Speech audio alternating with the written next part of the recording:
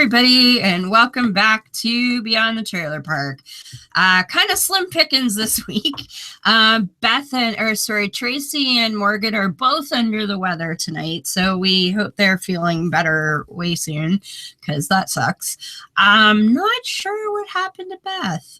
Either her internet isn't working, or the kitten ran her so ragged that she fell asleep again. I'm not sure. So hopefully she will be popping in soon.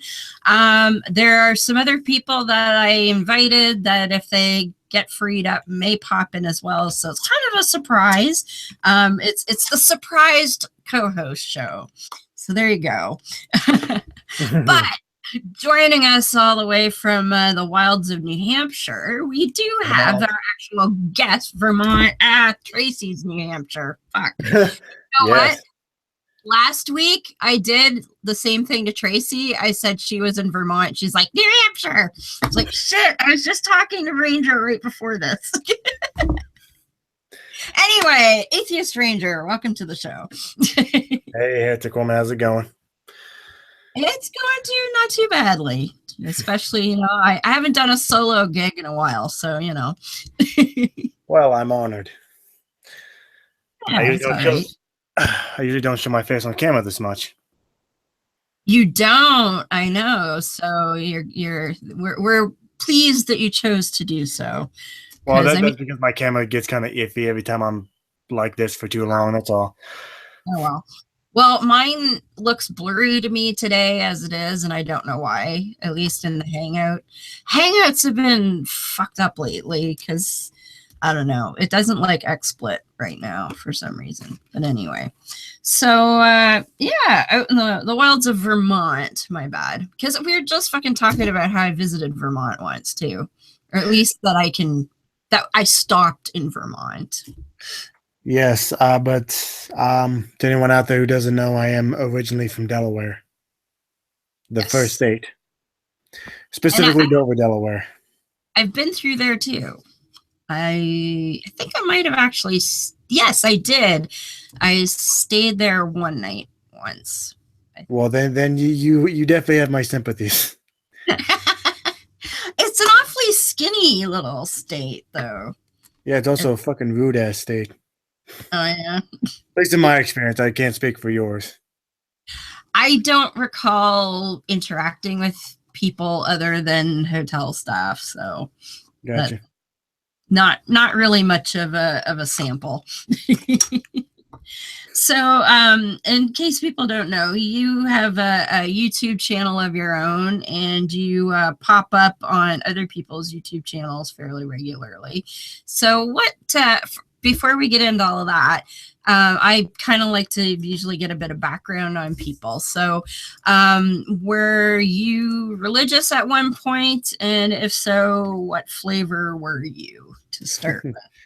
No, I was never a religious. I was never a theist, but as I tell people all the time, I am a former deist. I did used to defend theistic evolution, at least back then when I was good at science. I also did used to believe in objective morality. I don't anymore. I wholeheartedly believe in that morality is not only subjective, but I also subscribe to moral relativism. Mm-hmm. And believe it or not, I've been an anti-theist longer than I've been an atheist. I would say I subscribed to anti-theism when I was like 13. And wow. I didn't become an atheist till like I was 16, 17. Man, that's too bad that Tracy couldn't be here, because she's our resident raised as an atheist person. So she could probably relate to that to some degree as well, of not having that theistic mindset to the same. Wow. So, and in all honesty, from the deist perspective is, in my estimation, the least offensive to my sensibilities, like it's the most defensible, like, because as people will often point out, because I am what they call a Gnostic atheist, I state emphatically that I know there's no God, and people, well, you don't know that there isn't something out there that could be. I'm like, yeah, but you That's know, a number of things. Sorry. and if I can't perceive it, then it may as well not exist. But the idea that there could be something, you know, that's at least somewhat more defensible than the whole, well, of course it's my God in this text that says blah blah blah. So, you know, I wouldn't feel too bad about that for sure, because that's the least ridiculous out of all of them. Exactly, and you know, I was never ashamed of it because, as you and I know, most of the American founding fathers were deists. They were not religious, despite what Fox News may want you to think. Or fucking David Barton. Or Tucker Carlson, yeah. Yeah. But I think you eventually get to the point where, because trust me, I know plenty of former deists on Facebook, and they always make the same point that I always make, that eventually that God pretty much becomes useless to you. Well, yeah. If that's always was my thought, because if people who say, oh, well, they maybe wouldn't even know what a deist was per se, but well, I believe in a higher power that, you know, started everything going, and they don't do anything now. I'm like, okay, so why does that even factor into your existence then? Like, because some of those people would still pray over food and shit like that, and I'm like, okay, well, if you don't think your God or the thing that you call God does anything, like they just, oh, I'm gonna start this evolution thing going and fuck off now, why would you even care? You know, like, why would that matter? I never quite understood that. Yeah, but well, I mean, to me, I didn't use the words higher power. Like I said, I did actually believe in God. Just I didn't think I didn't think he gave a shit about the human race. Quite obviously, Right. Even if one does exist, Right. and I still, to some extent, have that mindset.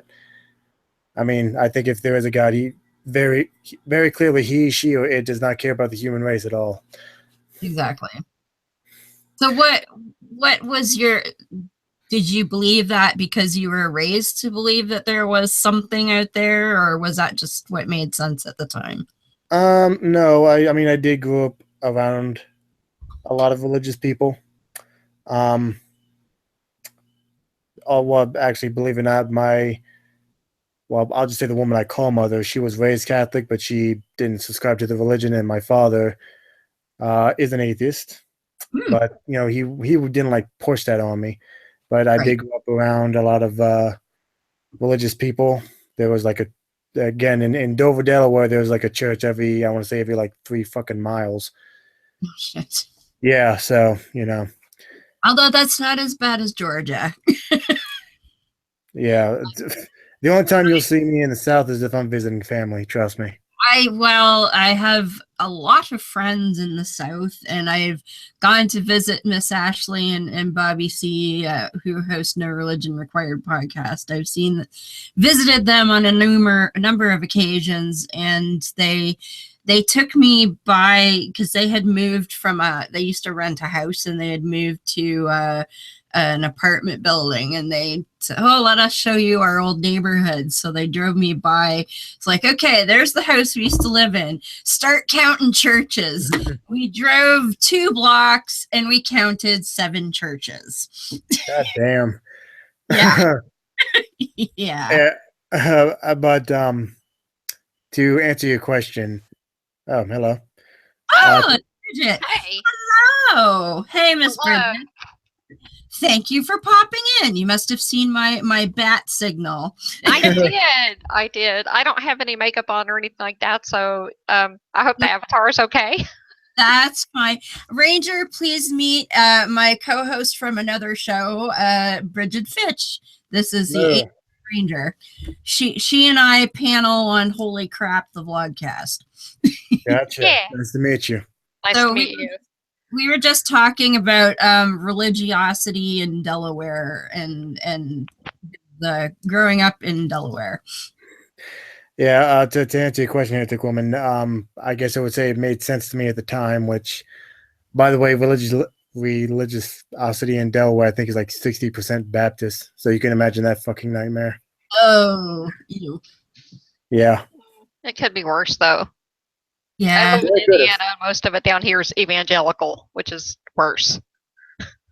I mean, we did get the occasional Jehovah's Witnesses, but then my father. Those guys crop up everywhere. Oh, I kid you not. For a while there, I would live like behind the high school that I went to, so it was convenient. I could just walk to school. Yep. And let's just say they stopped coming to our house when my dad answered the door in his underwear. Nice. Yep. Oh, thank you, Dad. Did it in the first place.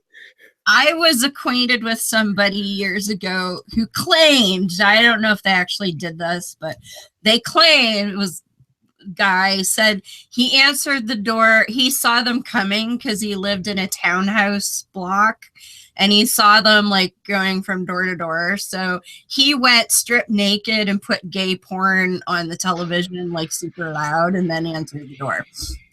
Oh, and just by the way, my father did not wear boxers. He wore tidy whities. So imagine that. Oh, yeah, there you Even go. better. Awesome. So you guys got blacklisted pretty quickly after that, I'd imagine. Oh no, that was the plan. Yep. I even told my father, I said, you know what, next time you see them coming, just answer the door in your underwear. Trust me, they'll make them stop coming. Awesome. I've been into discussions with them, and I had the last time any came here, they were dropping off flyers trying to entice people to go to some Easter thing, and they weren't actually there to proselytize at you necessarily, but to drop off all these flyers. But I happened to see them, and I went out and I started talking to the guy, and he actually was like, I'm kind of interested in this discussion, but I have to leave. I'm like, okay. Well, he never came back, but so did you have much grief growing up in Baptist land, or were you left pretty much alone? No, I was left pretty much alone because in my personal life, I'm mostly a loner. I didn't have that much grief. Of course, I did get the occasional funny look from classmates. That's pretty much about it. Right. Yeah, because is Delaware the kind of state where they say, oh, and what church do you go to when you meet somebody new? Believe it or not, no. But, I mean, maybe in certain parts of the state. But I spend most of my time in mostly Kent County. And do you still live there? You moved. No, they live there. Just that, let's just say, it was the least religious county in the state, pretty much. Okay. Well, that's all right. Yeah. Of course, I did get crap from one classmate because I believed in. She was a fundy Christian. About maybe I think she was a freshman. Sure enough, she gave me crap for accepting evolution, but other than that, nothing. Oh, well. Yeah, and I find that so odd because, like, I was a diehard Christian as a teenager, but maybe it's because I quit taking science the minute I was allowed to quit taking science, but evolution never came up. Like, it just never, ever came up. Even when I was, like, super religious, we never talked about evolution. It wasn't like, oh, if anybody tries to teach you evolution, you have to tell them it was God. Like, no, that just never, ever, ever came up. I had been an atheist for 17 years before I ever discussed evolution with anyone. And I had to go and learn about it because I didn't know shit. So that always one more incident that did happen. My ex-fiance's mother did not approve of her dating an atheist, so that kind of created some friction. Ooh, I bet. I can imagine. Yeah. I mean, that's not what broke us up. What broke us up is that she fucking cheated on me. But that'll usually do it. That's story for another time. Yeah. Maybe Jerry Springer, but still. Yeah, will she fight somebody? Because Jerry's pretty big into that. I used to like Jerry Springer when he was actually a talk show like 20 years ago, but every time I get flipped by it now, I'm just like, that's all you do. Like every fucking show is you come up with some whack situation and then you just get people to try and beat the shit out of each other on your stage. I don't get it, but I have to admit I did like some of his pay-per-view shows there for a second. Oh, I didn't even know he had pay-per-view. Fuck. No, I mean, way back in the day, not anymore. Okay. Was that when they didn't blur the people flashing their boobs in the audience? Yeah, pretty much. So you can imagine what that meant to a 12-year-old. Of course. It's like, I can see boobs on TV. Awesome.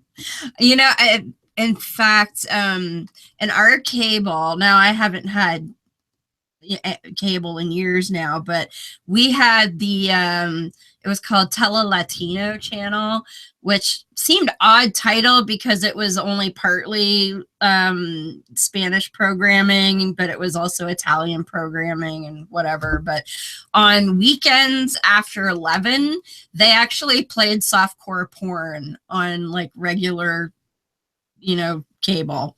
So if you're like 15-year-old, you're like flip, like, whoa, what's going on there? Although for me, it wasn't all that exciting because they showed lots of TNA, but no dicks.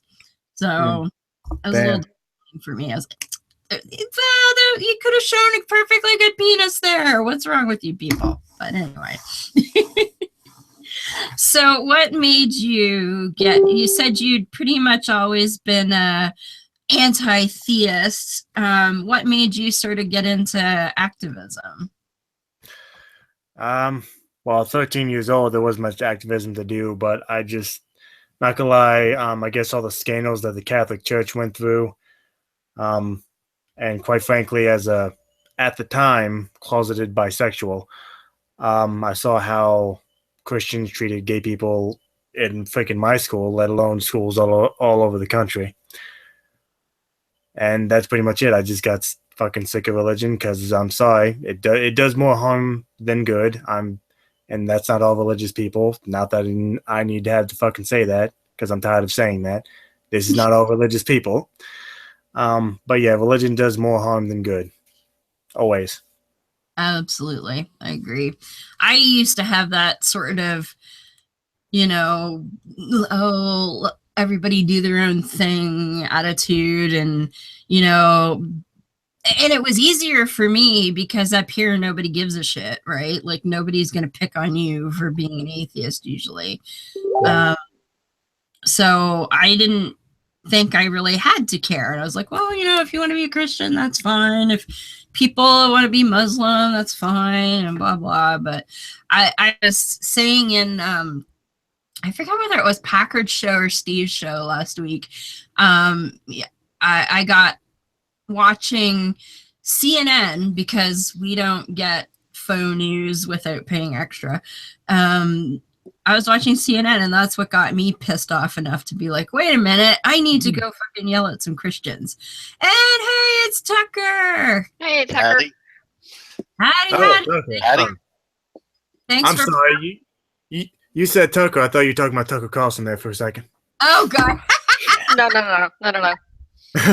Okay, different guy. Okay, good. No, this is the cool Tucker. Okay. Yeah, he volunteered to pinch hit for me too there. Because I don't know, either Beth has got no internet right now or she fell asleep because there's no sign of her whatsoever. So that's okay. We can manage. Yeah. So did you just go straight to doing a YouTube channel? Oh, Tucker, have you met Ranger before? No, I haven't. Okay. Hi, Tucker, Ranger Tucker. I'm surprised I don't see a fuzz nuts on you. Oh, by the way, in case you're curious, this, by the way, is my avatar. Yes. The actual, he's that kind of ranger. That kind of ranger. Of the power variety. And before you ask, yes, I'm a very big geek. For those of you listening later on Spreaker, I actually have that as the thumbnail for the show on Spreaker. So just go look at the Spreaker thumbnail, and that's Ranger's avatar. I think that's the Green Ranger, isn't it? Yep. Yeah. And I get that all the time. Oh, you know that guy's a Christian? Yes, I know. It's still the outfit itself is still cool. I don't care. And some guy dressed as the Punisher tried to kill the Green Ranger at one of the Comic Cons not too long ago. I think it was the Green Ranger, one of the Power Rangers. Nah. Oh, geez. That's not. We don't recommend that, people. So, like, no interest superhero murder. That's not cool. So, that's what I was saying. So, did you go straight to doing YouTube, or did you do other stuff before that, or? Nah. I mean, I did. For a while there, I participated in a lot of atheist groups on Facebook, but most of them are, back then they're gone now. But I believe that I originally started my channel just to do comments on stupid people. But then I realized how fun it was doing content. You know what? I'm gonna give this a try, and the rest is pretty much history. And I do know that I think I have more live streams on my channel than actual videos, which I apologize for, but I'm not exactly a good video person. People don't realize just how much editing is involved. Like, I used to do a couple of segments on this show. One I used to do one on logical fallacies, and the other one was taking apart stuff I got from this stupid email list I'm on called Creation Moments. And I keep meaning to keep doing them, but there's so much work involved, and I'm trying to learn better video editing. And my dear friend Kate from Unbuckling the Bible Belt podcast, she and I have been trying to get together because she does know how to do video editing, and fucking Murphy seems to fuck us over every time we're like, yeah, we're gonna get in a Hangout, we're gonna do video editing, and yeah, some shit always fucks up and it doesn't happen. So, well, here's the thing, I don't know how to do any of that. In fact, I use the Google Plus live stream for my videos. Right. So. That's okay. Hey, whatever works, man. Like, this is what I'm using, Hangouts for the show here.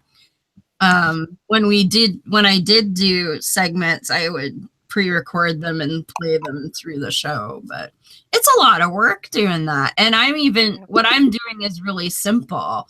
Like, I'm just recording myself giving rebutting what was said with slides.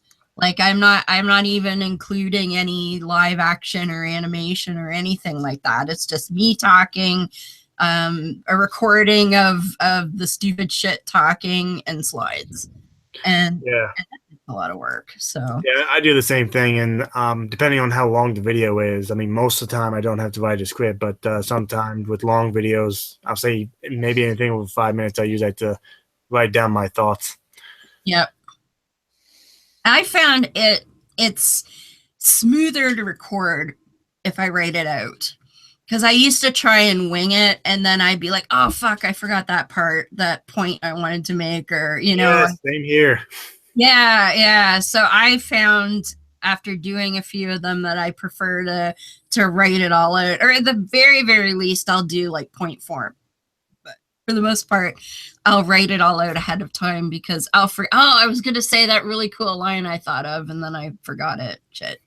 So it's less editing for me if I do it that way. But your Hangouts are fun. You certainly get an eclectic crew of folks over there. Yeah, I do like variety. That's for sure. And that's cool though, because I've been on a few of them now, and I always meet people that I'd never heard of before, and some of them have very unique perspectives on things. So, like the agnostic fellow. Yeah. I actually ended up talking to him for like 2 hours after everybody buggered off that time. Oh, Stiesel, yeah.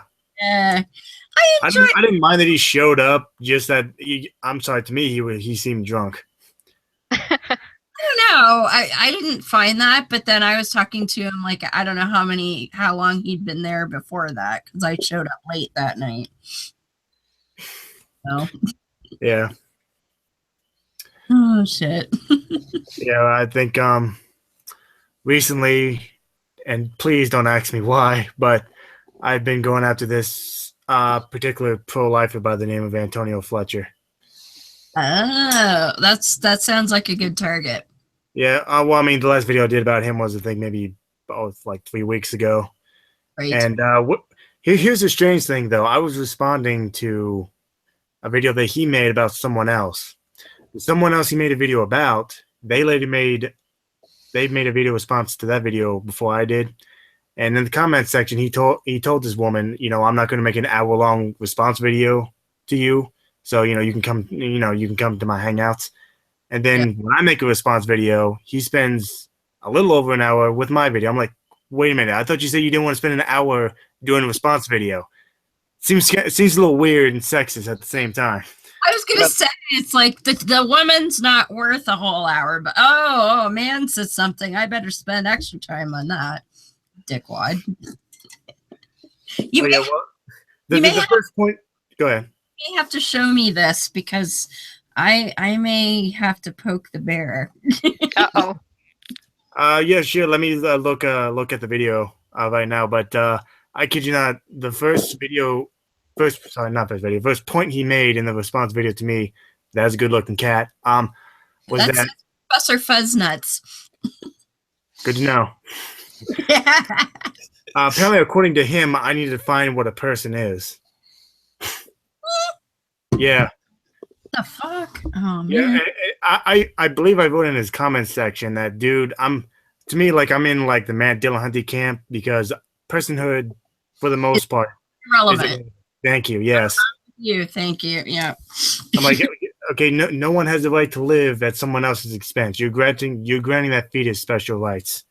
Yep. And I think what pissed me off more is that he recently did a video about he was like at a Special Olympics event, and he was pretty much going out to pro-choicers. I'm like, dude, really? You're gonna sit there and exploit a fucking event to further your agenda? That's pretty nasty. Again, as a 26-year-old mildly autistic man, that was rather insulting. Wow. But those fuckers will exploit anyone and anything they can to try and make their point. I've found, at least. Yeah. I started. That's how I actually started my foray into online atheism in 2006. Actually, there was a Yahoo group called Real Abortion Debate. It's actually still there, still being used by people, I guess, who don't know that there are better places to debate things, but whatever. Yeah. But yeah, the guy who runs that, he's like a fundamental.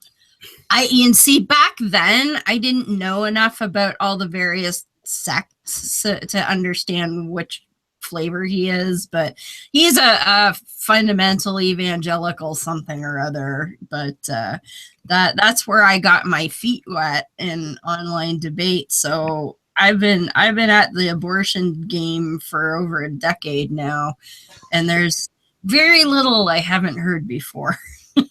But they don't care about anyone else but this whole, we have to control, who women sleep with, basically. That's all they really give a shit about. Even the women that are in that, they say it's about life, which is all a bunch of bullshit, because a good chunk of them are pro death penalty and don't care to educate people about how not to get pregnant. They only care about getting them pregnant so they can force them to have a kid. At least that's how I see it. Oh yeah, that's the same point I brought up in, I think, either the video response I made or another video response I made to him. But that's Antonio's video that I responded to. It's about a month old. Awesome. Yeah, and like when you're dealing with the death penalty in the U.S., at least 4% of the people on death row are innocent. And, you know, they'll say, oh, well, we got to save all these babies, blah, blah, blah, because they're, you know, they're innocent. But, you know, the idea that, oh, well, maybe we should stop the death penalty because 4% of the people we're killing or planning to kill are innocent never occurs to them. No, they always go, oh, well, you know, some ridiculous figure like, you know, 50,000 babies killed every day, blah, blah, blah. And it's like, and how many, and if you imagine if the appeals process wasn't in place, especially in places like Texas, how many people would those fuckers execute every day if they could? You know, like, and they don't care at all. I think half of the reason they don't care is because a disproportionate amount of those people are Black and Hispanic, and you know, fuck those guys. Like, we don't care. You know, it's ridiculous. Yeah, I actually, when I was in high school, I actually used to be a supporter of the death penalty. But then when I finally figured out, hey, this is not deterring crime, and as Tucker just said that 4% of the inmates in there are completely innocent. I'm like, no, we need to get rid of this. Exactly. Like, yeah. I would consider myself a supporter of the principle of capital punishment, but absolutely not in any system that's out there right now would I ever support that, because it's just, 4% is way too fucking high. One person killed who is innocent is way too fucking high. So there's just a long way to go before we come up with a justice system that is, I would say, accurate enough to warrant a death penalty. Yeah, I mean, you read stories all the time about men accused of rape. They spend the next 20 years in jail, and it turns out they were fucking innocent. I know. And honestly, and I might catch some grief for this, but I really don't give a fuck. Any woman or person, for that matter, who accuses another person of rape, like malicious, and I'm not talking, they honestly thought it was that guy and it turns out they were mistaken or anything like that. I'm talking about some person who deliberately says so-and-so raped me just to get, to get even with them or some shit like that. That person should be punished with whatever the penalty for that rape would have been. I would advocate that. Yeah, I don't usually argue with feminists or SJWs usually. I come across them occasionally. But I'm just so tired of this BS about how drunken sex is rape. No, it's not. Shut up. Yeah. I mean, I've had sex drunk before. I've had sex drunk and stoned before. And I certainly, now if somebody's unconscious, to me, that's a whole different ball game. Oh yeah, clearly. Because if you look at it this way, you say, well, somebody who's drunk cannot consent to sex. Okay, then why is it that somebody who's drunk knows what's right and wrong and can be convicted of murder then? Exactly. Or get convicted of DUIs. Well, DUI is a bit different because they're actually physically doing, like, they're a danger. They need to be taken off the street. Yeah. That to me is a little bit different. And you can't really predict if somebody's going to murder somebody necessarily, but let's say, an assault, those people, they never get off. If they said, well, I hit that guy over the head with a baseball bat because I was drunk and, you know, he really made me mad and I couldn't control my anger because I was drunk. Nobody gets off for that. Yeah. It's always, well, you shouldn't have drank then because you should have known that you can't control yourself if you're drunk and you're going to jail. So, you know, if you don't get off for that, I don't know. It's a tough one, but I mean, death penalty, yeah, there's no way that's feasible in this day and age at all. And the worst thing, I don't know if our system is quite so bad, but I watch a lot of true crime, which is 99.99% American. What I've found is if there is evidence that comes to light that says, hey, there's something a little suspect about this conviction, your justice system is just like, you know, no, we don't want to know. We don't want to re-examine anything. You know, we couldn't possibly ever be wrong. Like that just boggles my mind. Yeah, and it's like the people where they actually do manage to get, you know, proved in court that they were wrongly convicted. Even then, their conviction is not automatically expunged from their record. They have to go back to court and sue to have their record clear. Which is bullshit. Yeah.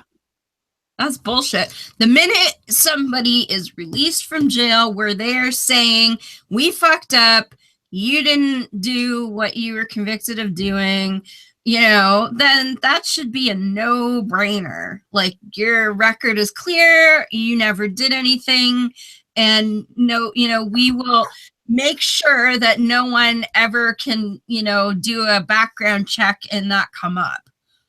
You know?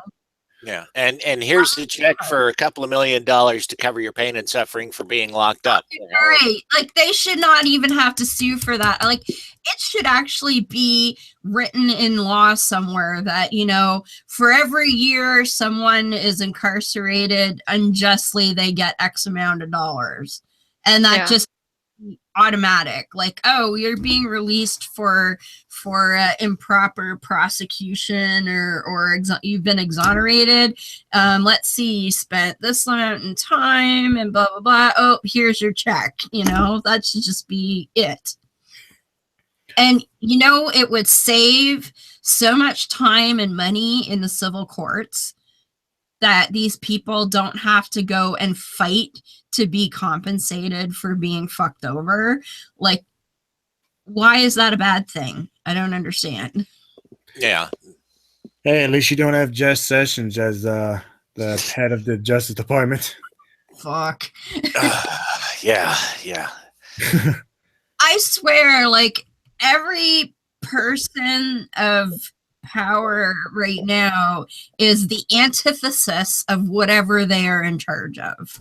Yeah, well, that was the plan all along. I believe it. They put them in there so they'll destroy what the various agencies. I believe it.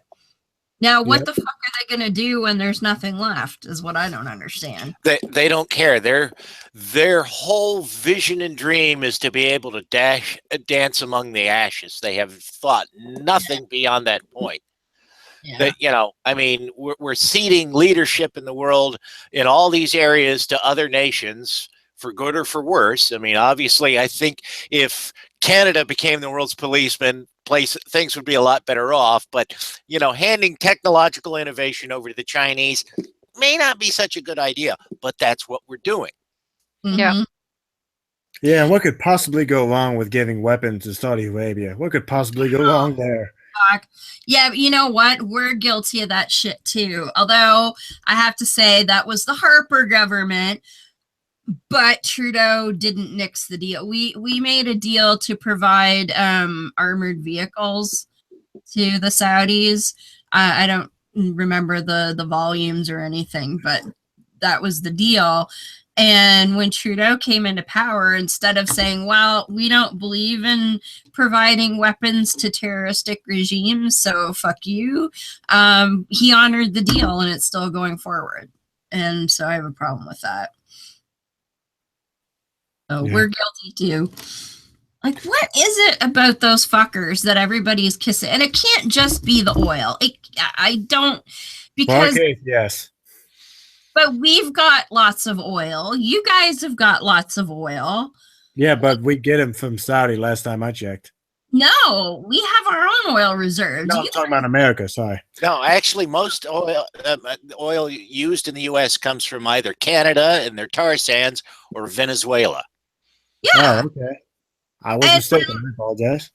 And you guys have a decent supply in the Gulf too, as far as I know. Like, I don't understand why everybody is kissing those fuckers' asses. I really, really don't.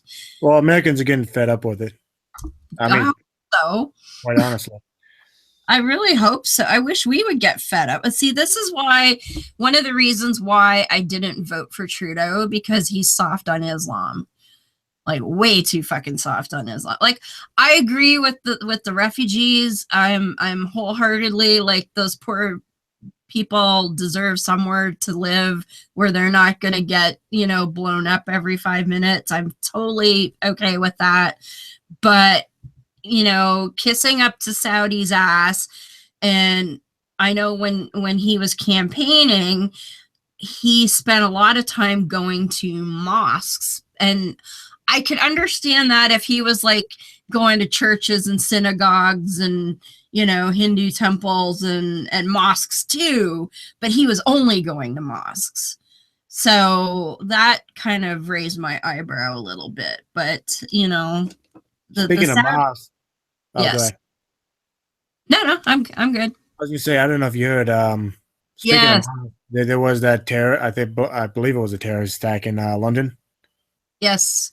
I haven't been keeping up to date, so I didn't know if it was qualified as a terrorist attack or not.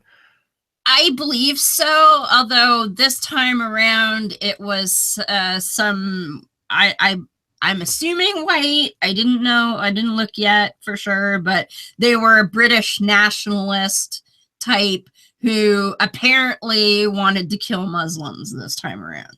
What the fuck is going on with London, man? Well, we had that a few months ago. We had a white Christian nationalist fucktard go and shoot up a mosque in Quebec. Yeah, I heard about that. A few months ago. And yeah, so it's kind of the flip side of the coin, because we've had two terrorist attacks by Islamists for sure. We had one where somebody ran over a couple of soldiers and killed one of them. And then there was the big one where it was an attack directly on Parliament Hill. He killed one soldier that was guarding the Tomb of the Unknown Soldier.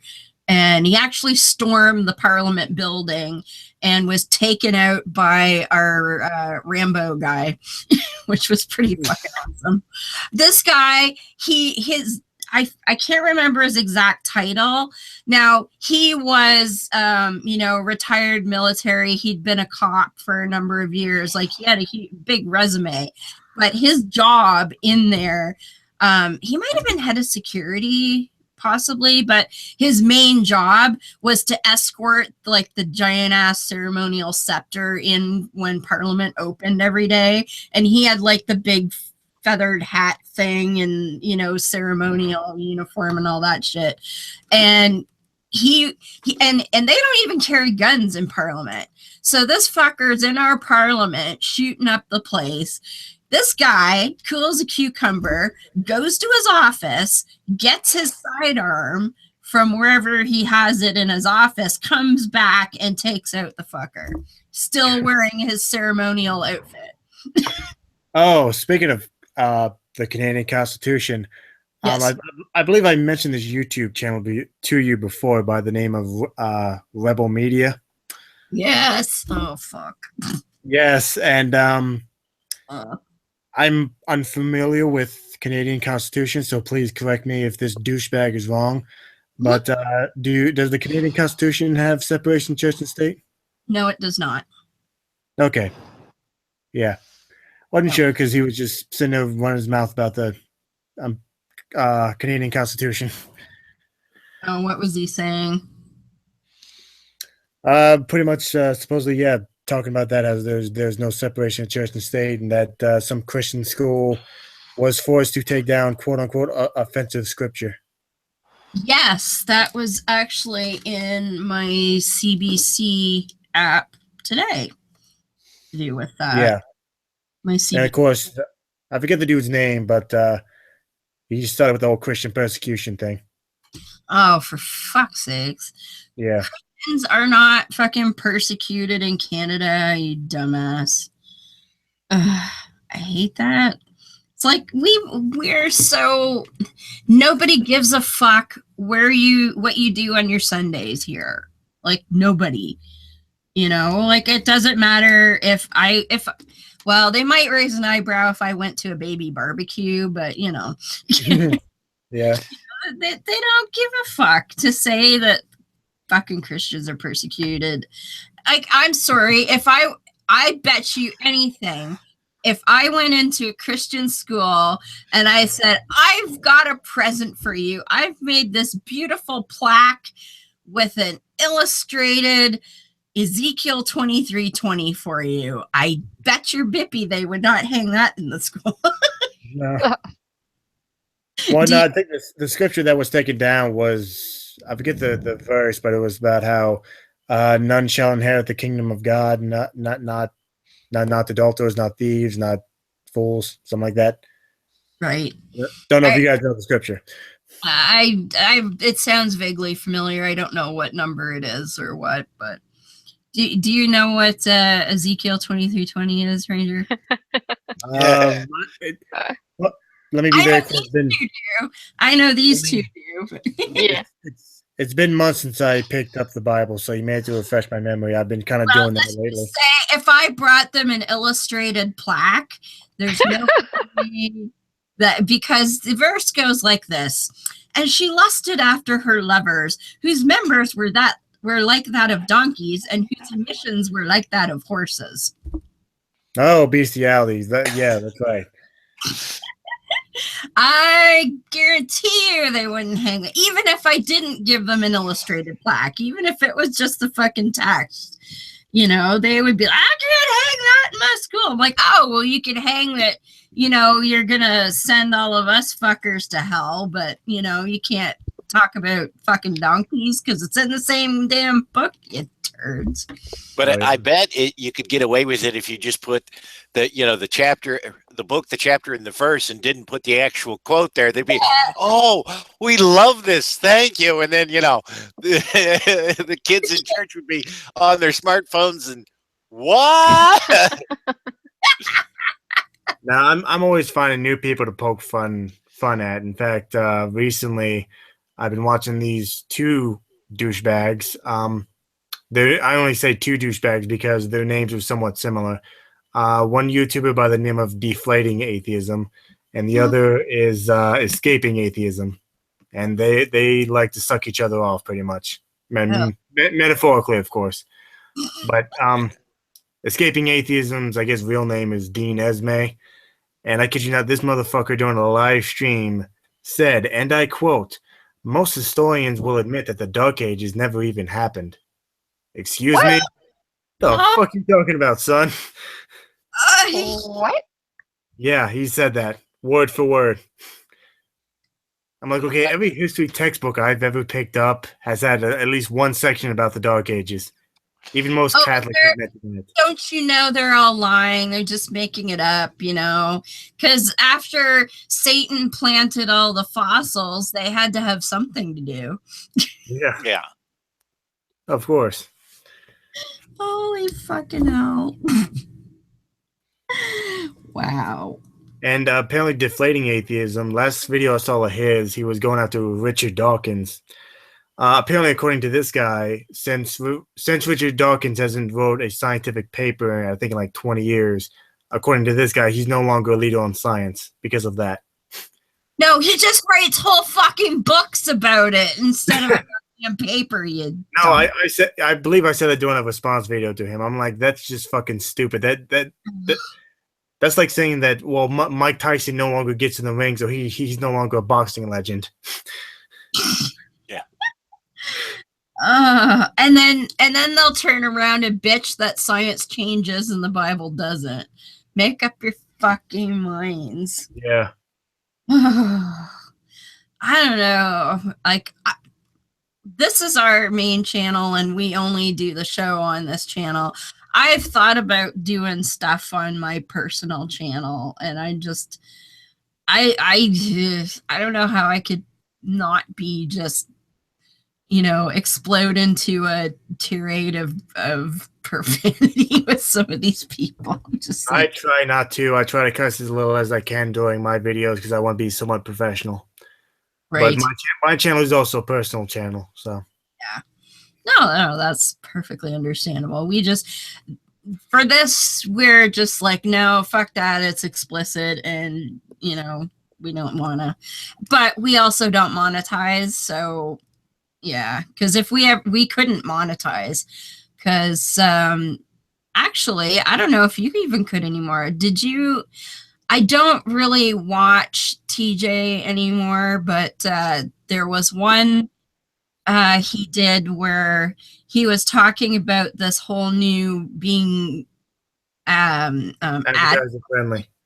advertiser friendly, and how, because I think he's rebranded. He used to be the Amazing Atheist. I think he may have rebranded the channel by now, but he was talking about how he had been planning to rebrand the channel, and he changed the name. Now, he was fully monetized. He changed the name, and I don't remember to what, but it no longer had the title.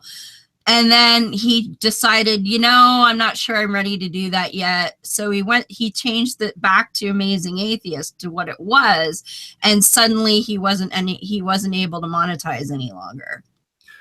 Yeah, he did change his channel name to his actual name, which is TJ Kirk.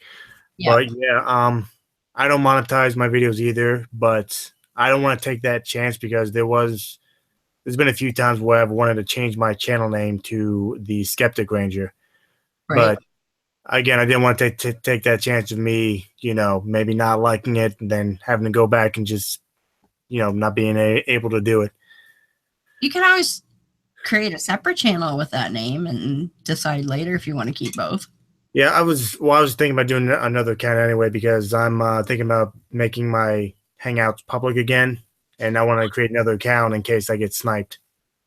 And for those who may not know, do you want to tell them what sniping is?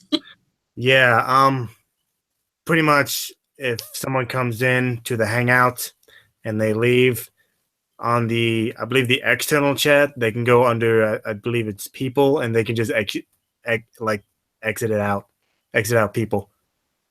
So they can kick you out of your own Hangout to where you can't get back in. Yeah, I mean, I mean, it's your show, but I could definitely possibly screen share and see to show the audience and maybe, you know, Bridget. I don't know if I want to get into that kind of detail. I don't want to give people ideas. Yeah, but you go into you go into people, it shows everyone in the Hangout, and everyone in the Hangout, they have an X like by their names. That's how they do it. Yeah, it's a design flaw. Yeah. Although I've noticed if somebody's using a corporate account, and those are the ones, because our accounts are just the free accounts, and we can get 10 people in here maximum. But a corporate account, I think I don't know if it's unlimited, but you can get a shit ton more than 10 people in there. And I've not noticed. I noticed the last time I was in a Hangout that was done on one of the corporate accounts. Normally you can go back to your Hangout page and look at your past Hangouts. So even though this is a live show, you'd be able to go back and see this Hangout later, and that's where you would go and X people out if it was still going on. But those corporate Hangouts didn't show up in my Hangout list, I noticed. So there's something, maybe you're not able to snipe from a corporate Hangout, which would make sense. Yeah. Because the aim of those is to be like a corporate conference call, I would imagine. Yeah. But yeah, I wouldn't want to get sniped either. That's kind of rude. But there are a lot of dickwads out there that would do that. Yeah. as you've encountered. Yeah. Was that something, Tucker? Oh no, it's just that there's been a rash of people who are, getting their accounts closed on Facebook and things like that because they, there's a coordinated effort against them. Yeah.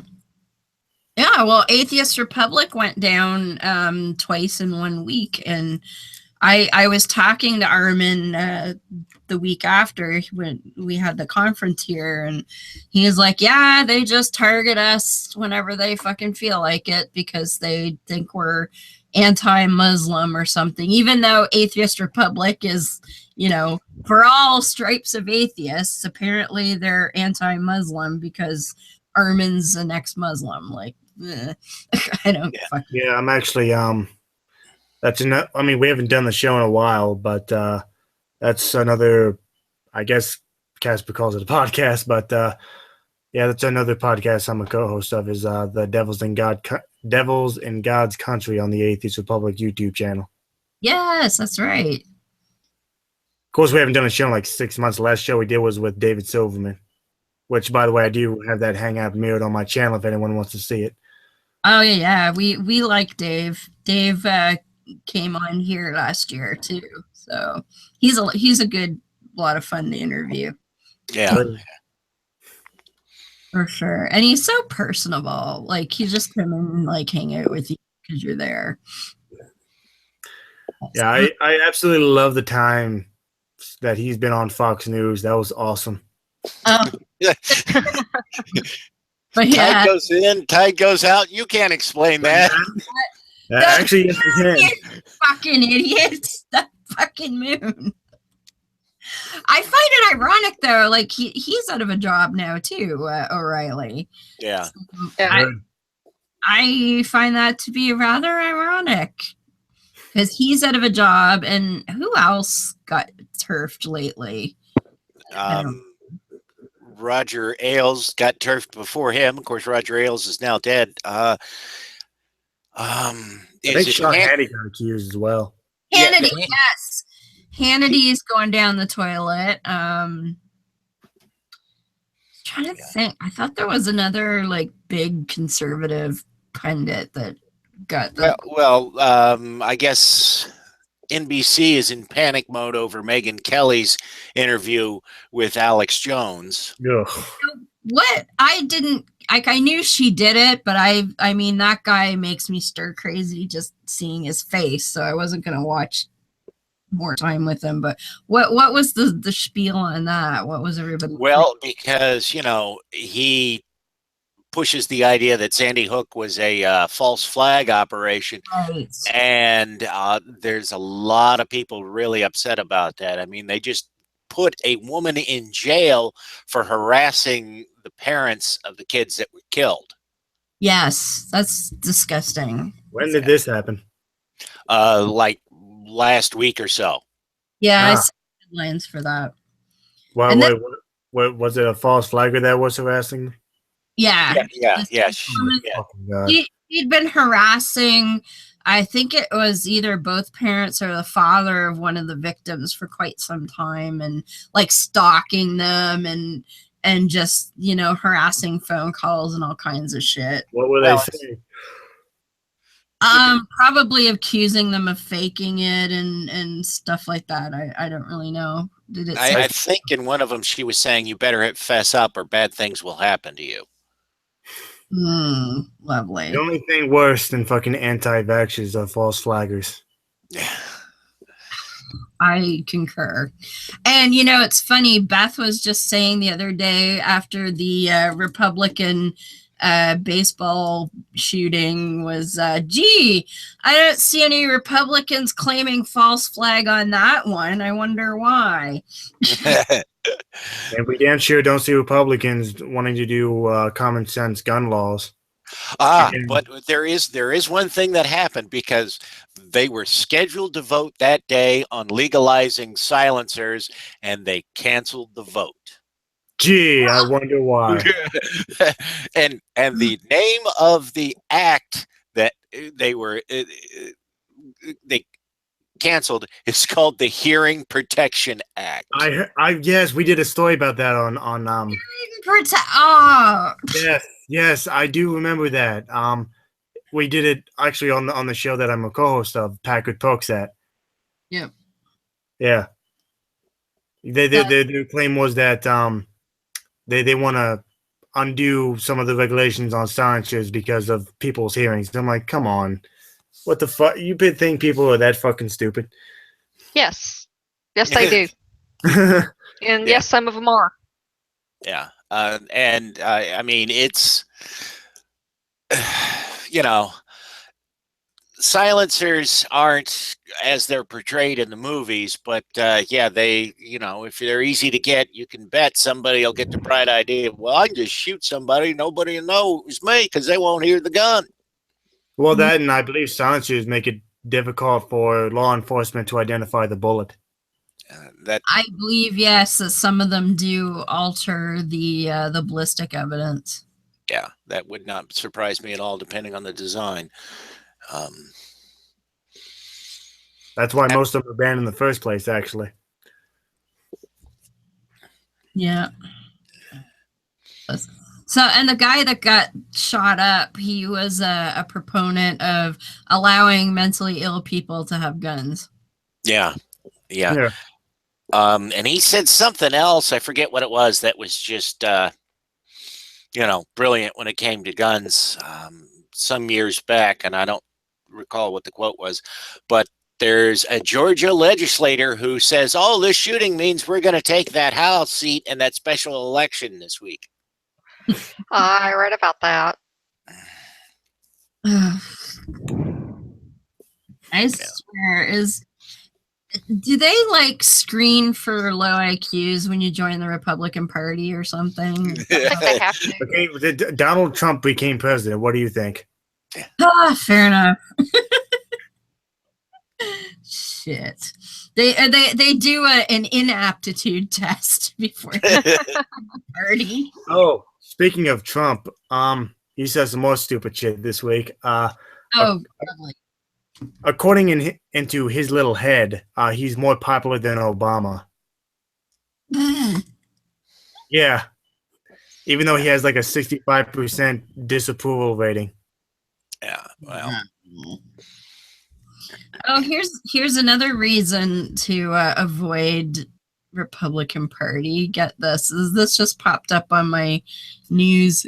Says the names, addresses, and dates of birth of voter information was left exposed on a U.S. data analytics company server for 12 days last year, belonging to 198 million American voters.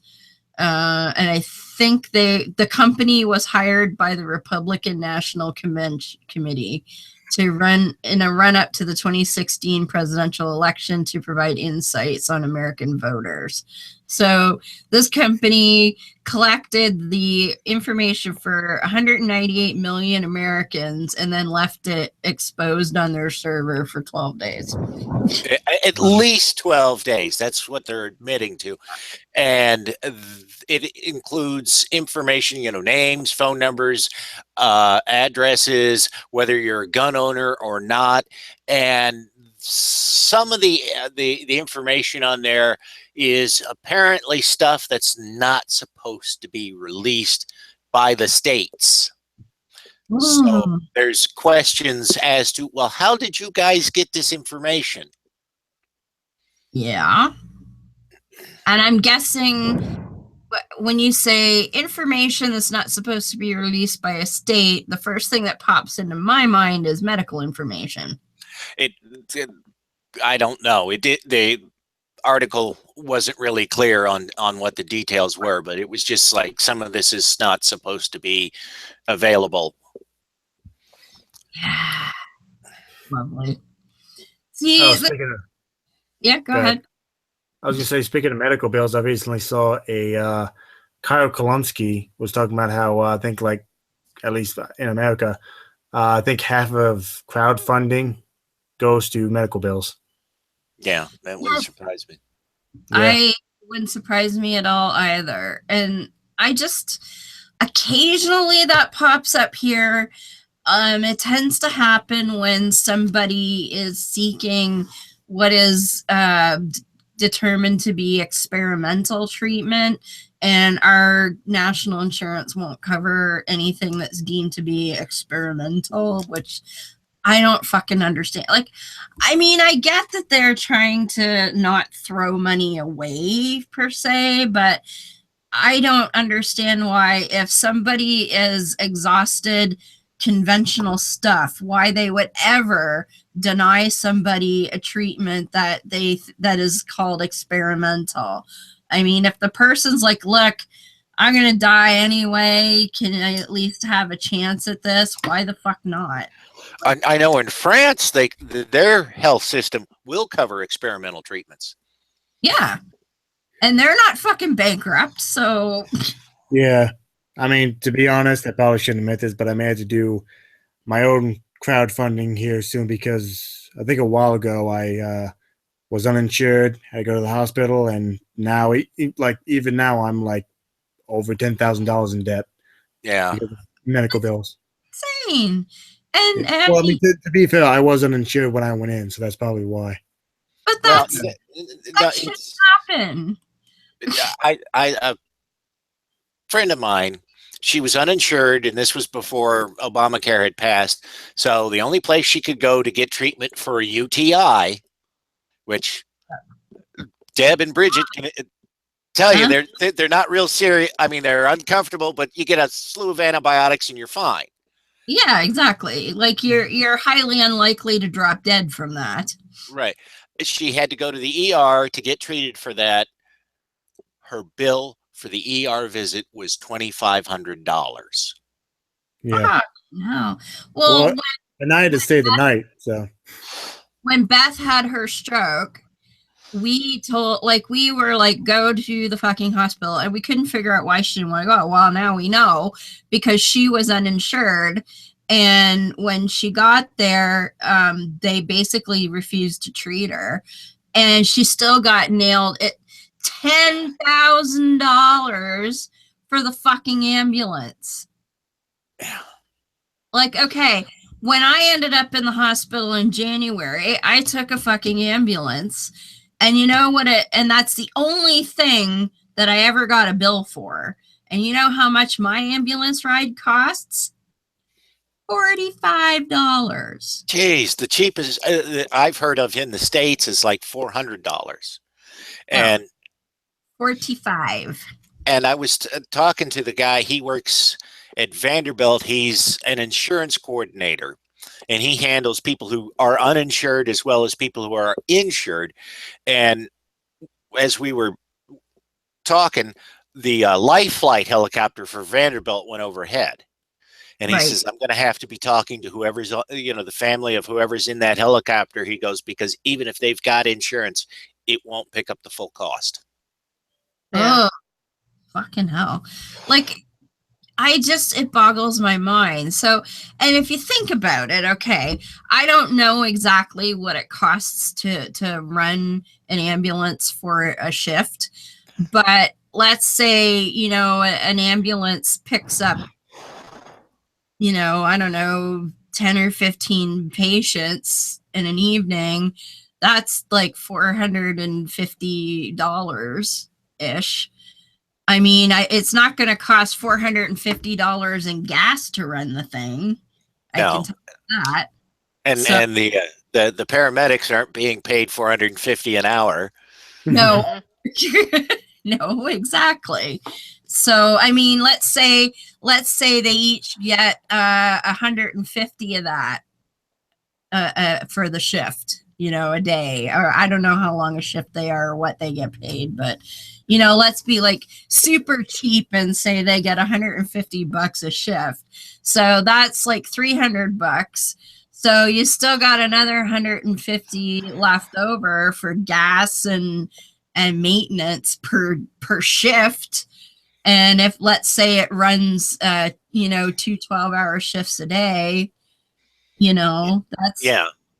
And if you don't go out 10 times, well, then you're not using 10 times the gas, are you? Yeah. And like the town I live in, I'm sure there's days where nobody,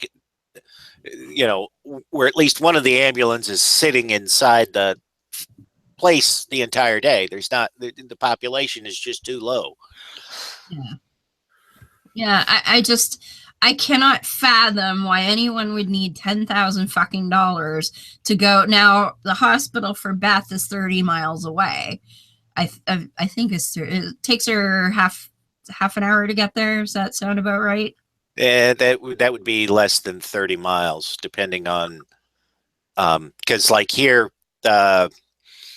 I'm 20 miles away from Nashville, and it takes 40 minutes for me to get there. But Okay. we've got a shitty road system in this part of the country. So yeah, I mean, a half an hour drive, and the ambulance costs $10,000. Really? Like, do they power it with jet fuel or something? Like, Yeah, was it the bill? Well, the only remaining bill that I have, it's a singular bill. It's because I do stay overnight at the hospital, because when I went in because I passed out in my house and I had a 105-degree fever. oh, Of course, believe it or not, me going there was a waste of time because they could not explain the fever, which, by the way, inevitably went down because they gave me some type of antibiotic. so there was some kind of infection somewhere that they didn't find or didn't diagnose, and they threw drugs at it and it worked. Yeah, pretty much. And because I stayed overnight, and that pretty much cost me, I want to say the last time I saw the bill was like $12,000. Jesus fuck. Yeah, so No, it's insane. And like, yeah, are we? I don't mean to shamelessly plug here, but I probably will start doing a crowd, like a No, that's GoFundMe thing. Yeah. Like, Bridget and I have talked about some of this before, because Bridget has a background in the medical field and insurance and whatnot, and they charge, like, in America, they charge like $1,000 for a bag of saline solution.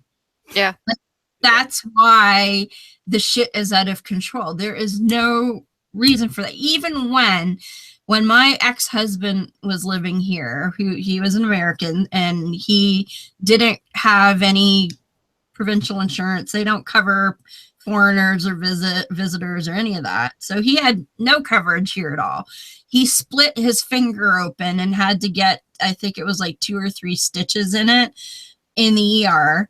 And so that cost, the bill for that was $450, and that was in like 2003.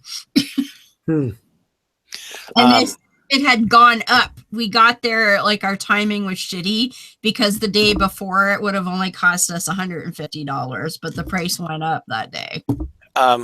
What's his name? I can't. He does. He's a gay man who his sister's been. She was on Strangers with Candy. He did this thing about being an elf that got real popular on NPR. I can't think of his name now. He was married somehow, I don't know, to Frenchman, and they living in France. And because he wasn't French and hadn't done the necessary paperwork to get their coverage, he ended up in the hospital, and the French were like, we have no idea. He's like, well, what's the bill, when he's getting ready to leave? And they're like, we have no clue as to how to bill you on any of this, because everybody here is covered. Yeah. That's wow. Because, yeah, I guess they expect European travelers to either have travel coverage, or maybe their home countries still cover it. I don't know. Maybe EU, there's something worked out. I don't know. Yeah. Go ahead. Yeah. The EU has they've got an overlapping thing where they They let people who, if you're, you're German and you end up in the hospital in France or another EU company or country, it's considered a wash because Germany will cover the cost of anybody who from that country. Right. Okay, I got it. I figure there had to have been some sort of agreement through the EU. Yeah. So that to me is a smart way to do it, because people, having spent a little bit of time over there, one thing I loved about the whole EU thing was anybody from an EU country can go to any other EU country and just like get a job and live there. And I think it's fantastic. Like I worked with, I was in Romania, but I was working with people from Germany, from Switzerland, from Italy, from France, from Holland, all these, and they all spoke English, which is why they were all working at our company at the time. And so I'm, all these people, well, yeah, I got the job here. So I moved to Romania, and, later on they're like, oh, well, now I can transfer to the German office and work there if I want to, and whatever. It just seems like such a smarter way to do things. Yeah. And there's the thing that if I had a job that I could do from home, like somehow, and I was an EU citizen, they are giving away castles in Italy. I know. To people who will, go in there and live. And it's like, man, that would be the life. You're in Italy. You've got great food, great wine. You're living in a castle. Yeah. You should look into call center work at home. Doesn't pay very well, though. Well, no. I don't know what it costs to maintain a castle in Italy, but well, more than that. If their castles are anything like their cars, you need two. One to live in and one to fix.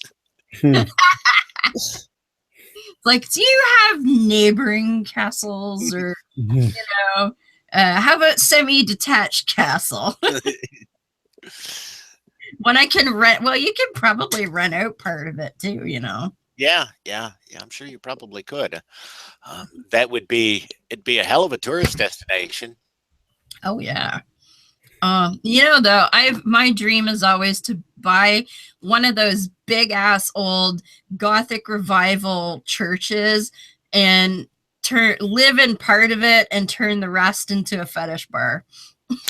I have seen ones, I've seen ones that have been turned into either a bar or apartments, and they're really, really pretty. Oh yeah. And I mean, if you get one of those big ass Catholic ones, there's lots of room for apartments. You could build make part for yourself and be quite roomy, and big old dance hall down where all the pews are. Rip out the fucking pews, because who needs those? But you gotta leave the hanging guy being tortured, because it's a fetish bar. Yeah, fetish bar. I might flip them upside down or something, or hang him like a kite from the ceiling or something. Yeah, this may be prejudiced to say, but I've yet to meet a goth who didn't like bondage. I may resemble that remark. I call it more corporate goth these days, and I've got now that I don't have the energy to do like all of the makeup and everything like I used to. So, and luckily for me, I'm a ginger, so I'm fucking pale as shit all the time anyway. The only time I ever wore like the actual white makeup was if I had too many freckles, and then I'd be like, I need to like bleach those fuckers out. Where's my pancake makeup? But yeah, I think you're probably pretty accurate on that statement as far as I know. I'm sure there's the odd one out there that doesn't, but yeah. Yeah, because they don't want to be a conformist. Exactly. I was actually, no, I think it was 2 days ago, I was in this adult store called Good Stuff, and I actually, want to, where you guys handcuffs at, and she showed me, and sooner or later we just started we started talking because I was just joking, but I said I could really use a woman's opinion, and she just actually started chatting me up. I'm like, okay, was not expecting this. Nice. I had a friend who he worked in an adult store, and whenever he saw Japanese tourists coming in, he would grab a giant dildo that had a suction cup and stick it on his forehead, and he had a 5-pack a day of menthol's voice. So when they walk in, he'd be like, "Welcome to America." Nice. Nice. Sounds like a chota boy with emphysema. Yeah, and he was apparently while he worked there, he was really popular because at the time it was hard for Japanese people to get porn in Japan. This is in the pre-internet days, Right. and he would always have because the porn videos were always on tapes made by BASF, and he always had BASF stickers on there. So he'd tell the guys, "Look, you put the stickers on here, and then when customs sees them in Japan, they think they're just blank videos, or home movies that you made while you were here. They don't realize that you're bringing in porn." Nice. Nice.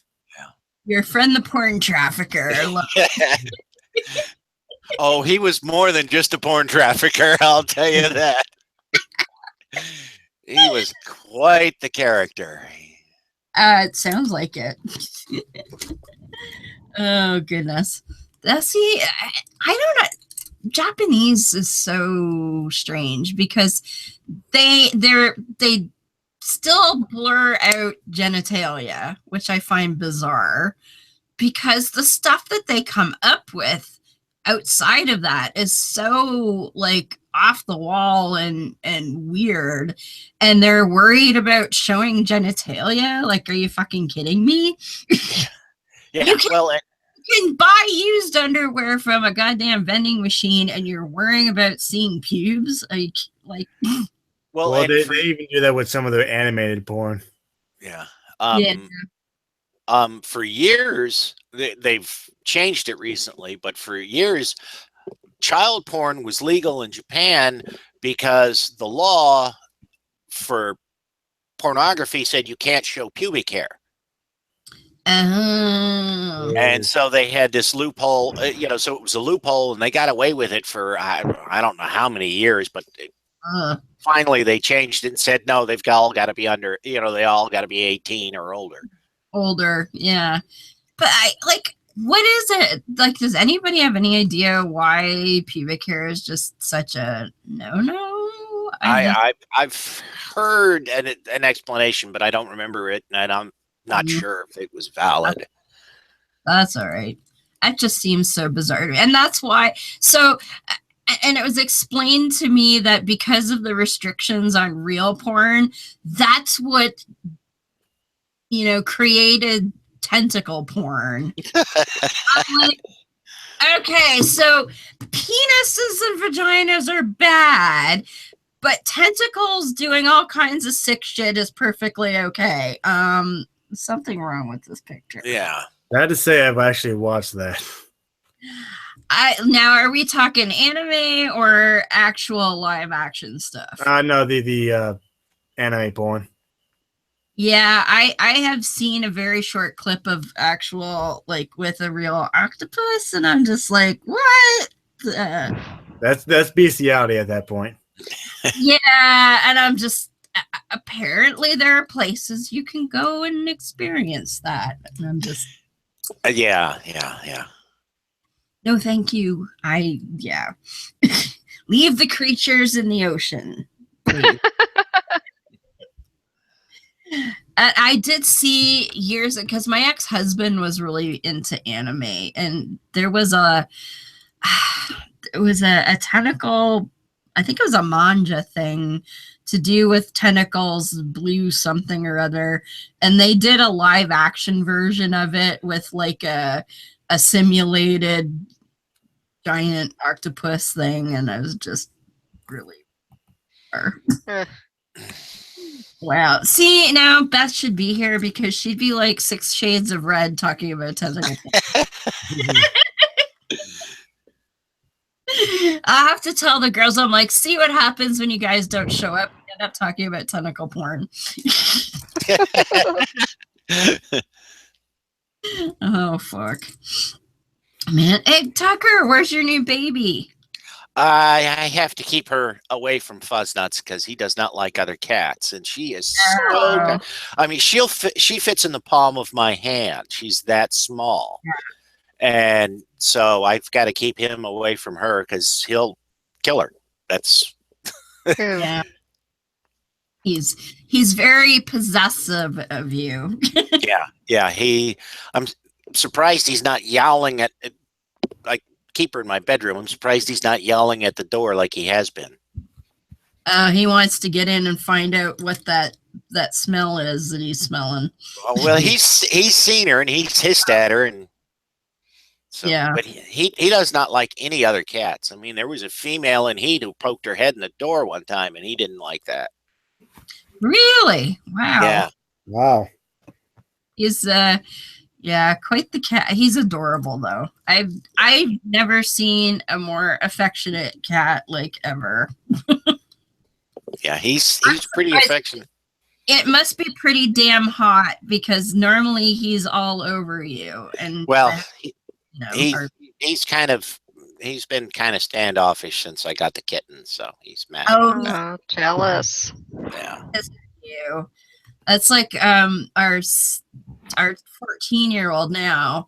When I brought my 12-year-old kitten when she was a baby home, because that Beatrix is orange, so the orange one had been the baby for like three years out of her life at that point, and then I bring home this little black fuzzball, and Beatrix used to, I would pick her up and she would snuggle all the time. And when I brought the kitten home, I picked her up like I normally would, and she smacked me across the face. And she did not speak to me for a good 6 months. Wow. Yeah.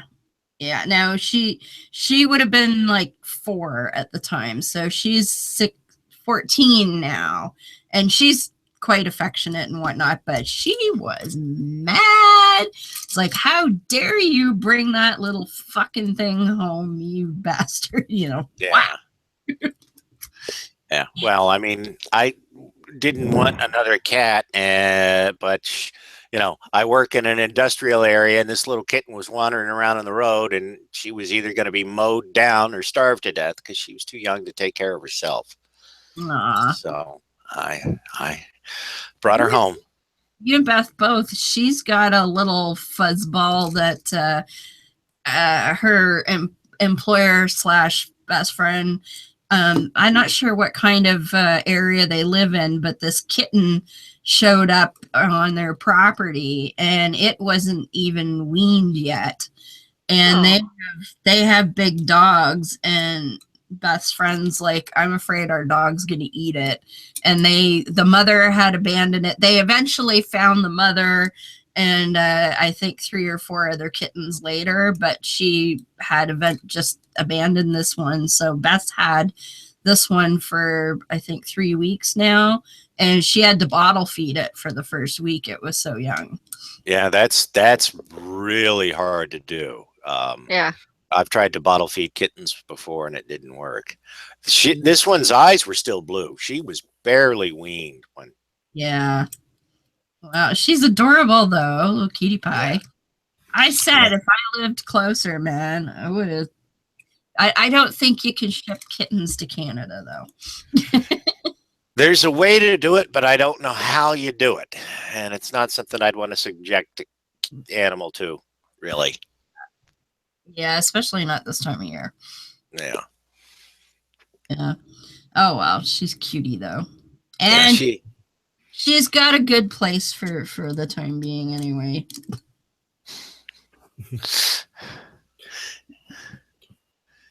Yeah. Now I guess Beth must have either have no internet or she fell asleep because. I mean, If I may say, if Bridget and Doka have any questions for me, I'm more than happy to answer them. Absolutely. Chirp, chirp. Sure. Well, I came into the conversation late, so. Oh, no problem. But well, we talked a bit about let's see. Ranger wasn't really religious. He was kind of a deist for a while and figured out that was bullshit, and that's I was I was an anti-theist long before I was an atheist. Yeah, I was sort of like that myself. In fact, it wasn't until I started hanging around with pagans and atheists that I began. Well, wait a minute. What if I'm wrong here about being an atheist? And I actually started having nightmares about going to hell. Oh no! And this was when I was in college and I was living on campus. So naturally, I went to the campus library and got all the academic publications I could find on the subject of hell, because that's, it's like, if I can disprove hell, then the rest doesn't matter. And it didn't take very long for me to find out, that whole thing's bullshit too. And here's, like, Lilith is actually the Hebrew word for screech owl. Yeah. And it's supposedly, the worst demon in the Old Testament. It's like, wow, okay, so this just makes all kinds of sense. Bunch of guys out in the tent hearing a strange noise, and sooner or later somebody says, well, that's a demon, and then it just goes from there. Wow. Speaking of Hebrew stuff, here's a stupid ass post I came across today that I replied to. So this person says, the 22 letters of the Hebrew alphabet perfectly correspond to the 22 amino acids, the building blocks of life within our DNA. The Torah teaches us that speech was the tool of creation.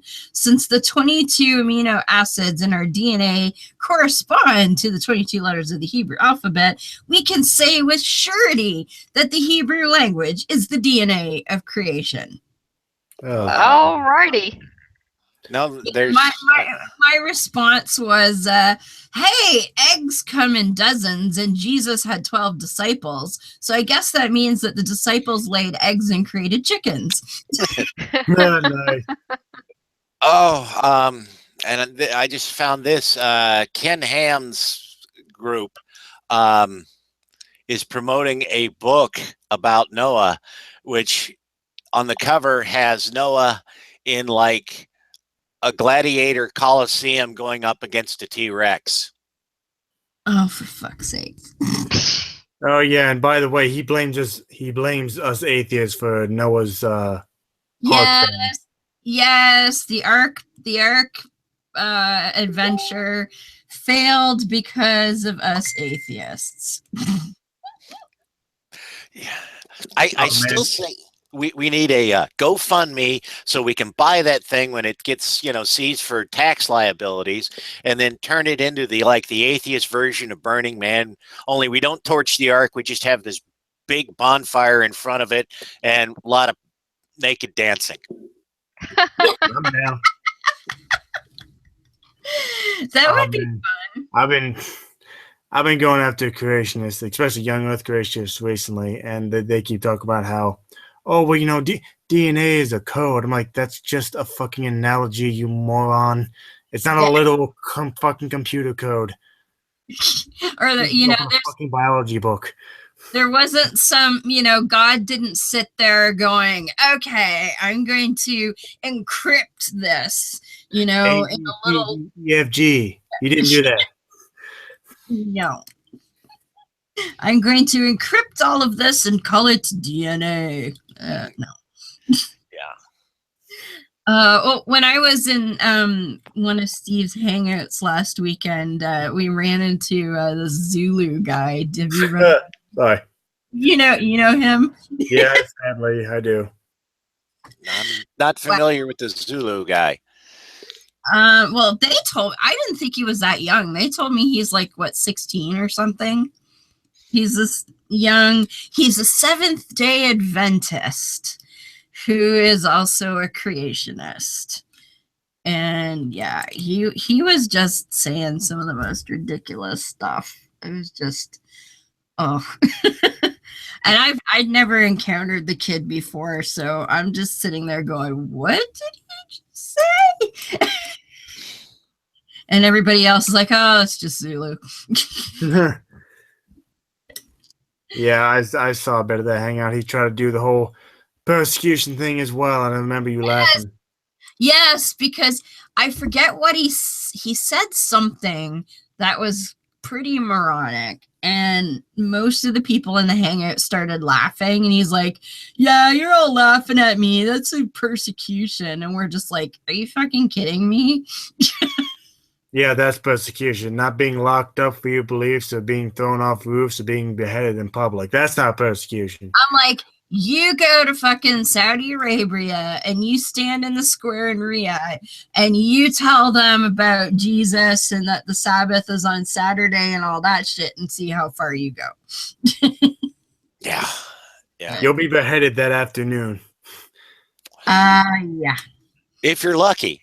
If you're not lucky, they'll throw you in prison, give you a bunch of lashes, and then behead you. Yes. Yeah. Or you'll just croak from infection because of the lashes before they get to beheading you. Yeah. Yep. Oh, by the way, my disciple comment, the OP came back with, and you're a pretty pussy cat. Nice comeback, jackass. Yeah, he posted that right before we went live, so I have to think of, I don't know if I'm just going to be like, you're fucking stupid, or I'll come up with something else, but like, damn. I'm not sure if he's calling me a pussy or he's just being like, that's a pretty pussy cat, pat me on the head. I don't quite get it. Ain't no telling. No. Maybe I should just send him the bouquet of kittens picture. Oh, fuck. Well, Beth is awake now, apparently. I'm not sure if she's popping in yet or not. We have a little bit of time left. A little bit, because we started late, so got about 15 minutes. Unless you need to go, which is perfectly fine. I can't stay too much longer because I do have to get to bed. And because that's only because I work at I have to get up at 7 a.m. for work. Okay. No, that's fair. Yeah, that's so I can stay, just not too much longer. That's fair. That's fair. So you got any projects going on that you're working on, or are you just having fun? I am hoping to make a few more videos, and I don't know if we have any boxing fans in here, but I am hoping to interview technically I've not an interview. I've talked to him before on my channel about maybe 6 months ago by a boxing trainer by the name of Joe Mosley. He runs a YouTube channel by the name of Mosley Boxing, all one word. The name sounds vaguely familiar, and I know absolutely nothing about boxing. Excuse me. So he must be. He's a distant cousin from Shane Mosley, who is a very well-known professional boxer. That means absolutely nothing to me, but I'll take your word for it. I wasn't sure if Bridget and Tucker were boxing fans, so I just thought I'd throw that out there. No, I'm not a sports ball kind of guy at all. There's no ball boxing. Well, there are, but they're not. No, it's called the bell. I'm hoping there's some balls in boxing. Otherwise, it won't be very entertaining. And I'm also going to go after this one particular dude, YouTuber by the name of Leviticus. In fact, I already made a video about him, but there's a few more I'm hoping to make about him. And also, I may make a video response to G-Man because he recently made a video response to Bionic Dange, which is just so stupid. This is also men who views disagreement as persecution. Yes. I don't know, Tucker and Bridget, have you heard of G-Man before? I have. You have. Oh, Tucker. Tucker, you're lucky. Yeah, wow. The guy is just beyond infuriating. No, this is a man who went on the second most popular podcast, The Drunken Peasants, and denied the existence of starving children. Yeah. Wow, that I hadn't heard before. Yeah. I bet you TJ had fun with that. Fuck. Oh no, yeah, they kicked him off as soon as he said that. He's like, you're a retard. He's like, if you can't acknowledge that there's starving children in the world, the word wouldn't that the discussion's going nowhere. Yeah. I mean, Wow. does he actually think this stuff, or is he just trying to be as obnoxious as he possibly can? Yeah, Yes. Well, he tried to double down on it too, because I think like a week later he said, well, I meant starving Christian children. I'm like that's much better. Oh, Yeah. No. I'm like, yeah, because that's so much better. yeah. Oh, there's the fuzz nuts. Hi, buddy. Yeah, G-Man is just, yeah. You ever seen a canine become a non-canine? Yeah. He fancies himself a smarty pants against evolution too. Yeah. No, he last I saw his view on evolution, he pretty much views it as like Pokemon evolution. Yeah. That's how he does his learning. Yeah. Let me watch Pokemon to see how evolution works. Because we know Darwin was all into that shit. Oh yeah. Well, actually, there's a funny video. I don't know if we have big music fans in here, but there's a kind of a channel called the Epic Rap Battles of History, and believe it or not, there is a rap battle between Ash Ketchum and Charles Darwin. I've heard of the channel. I haven't seen that video on it. Oh, it is hilarious. Wow.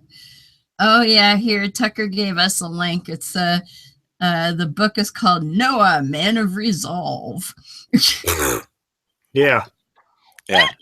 I mean, the cover art's actually pretty cool. Wow. It says a new book about Noah's travails that are not recorded in the Bible. What's their fucking source then? Same as the Bibles. They pulled it out of their ass. Yeah. Oh, fucking hell. Here, let me And how does he know he wasn't there? Yeah. Were you there? Here, here's a screen share of the cover there. So the gladiator is gonna fight the T-Rex in the fucking Coliseum. Yeah. Now, I'd pay money to see that for sure, but that never happened. Exactly. And I'm pretty sure I'm pretty sure a man wouldn't last 30 seconds with a Tyrannosaurus Rex anyway. No. No. 6 to 8 inch long teeth, can run at like 20 to 30 miles an hour. And the short little stubby arms could easily bench press over 300 pounds. Uh-huh. No. Well, and now looking at this, is that T-Rex not awfully fucking small in that picture? Yeah. Yeah. Like I mean, they've the T-Rex was about like 3 stories high, wasn't it? Well, the head is 6 feet long, so yeah.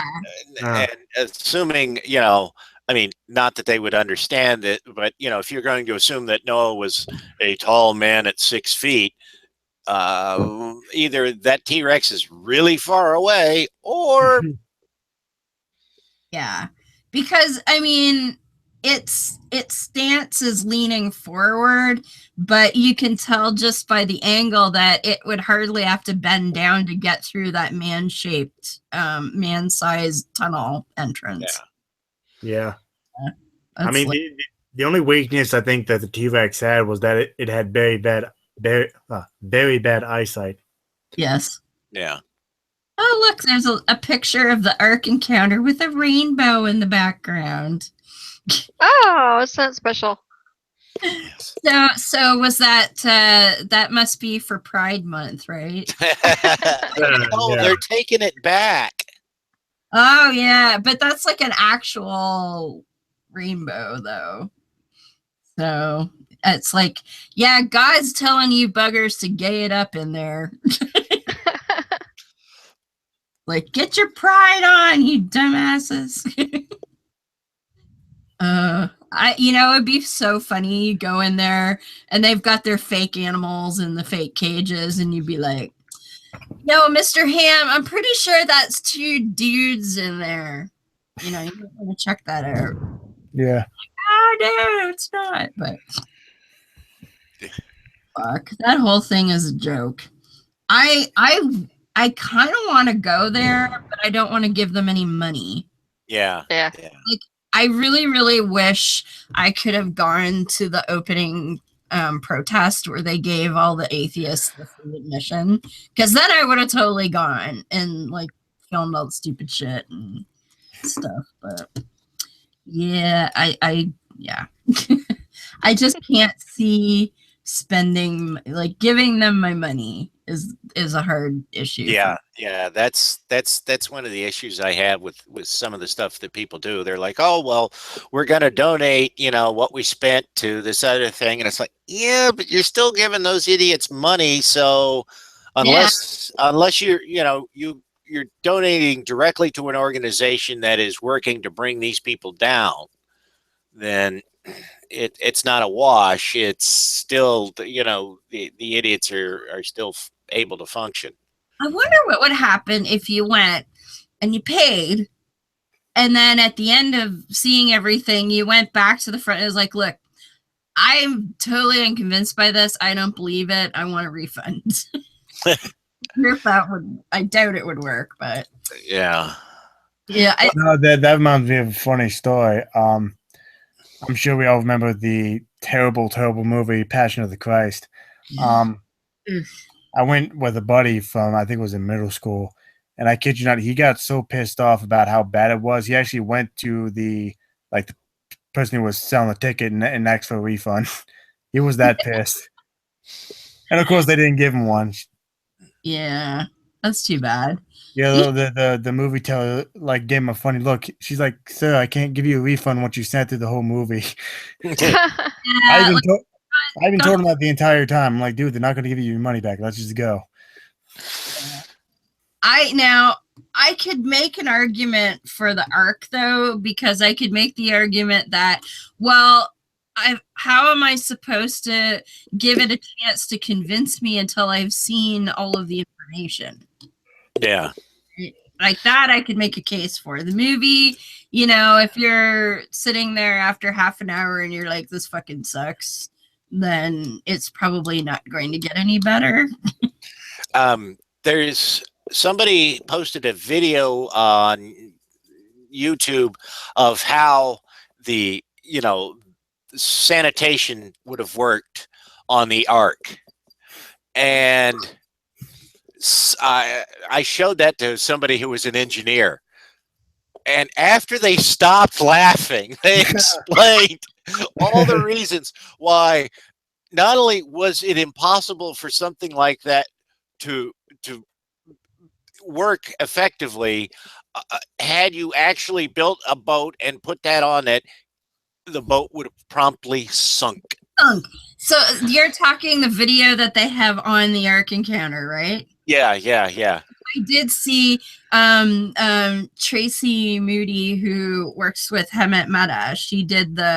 She went there and did a lot of video, and I think it was her that posted the video of this, and I thought the same thing, because it's like this big fucking tunnel up through the bottom of the ship, and it's almost like, so it's like a giant hole in the middle of the ship, right? And then these like water powered, almost like a water wheel, but it's to like move shit from like the bottom of the ship and up and toss it over the edge or something like that. And I mean, I don't know shit about engineering, but I took one look at that and went, no fucking way.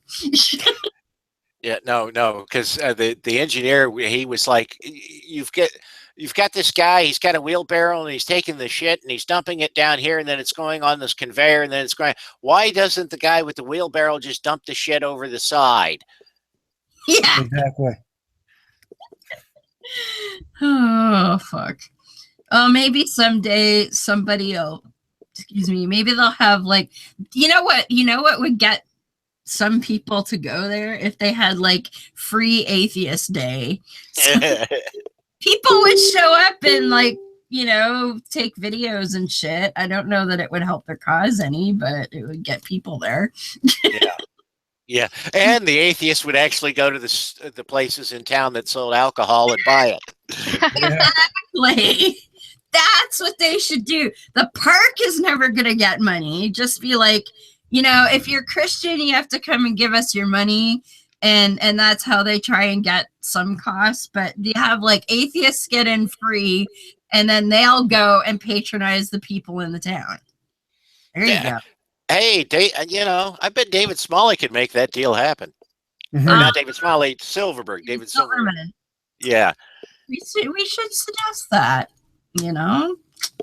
Oh, speaking of Ken Ham, do you guys remember this old TV show called the Creation Team? No. You guys remember that at all? Oh my god! I think I don't know if any of you are subscribed to the Bible Reloaded channel, but they did. What? Yes, I am. Okay, yeah, I think maybe last year they did a kind of a video reaction to it, and one of the things they said was that supposedly that the T-Rex was a vegetarian.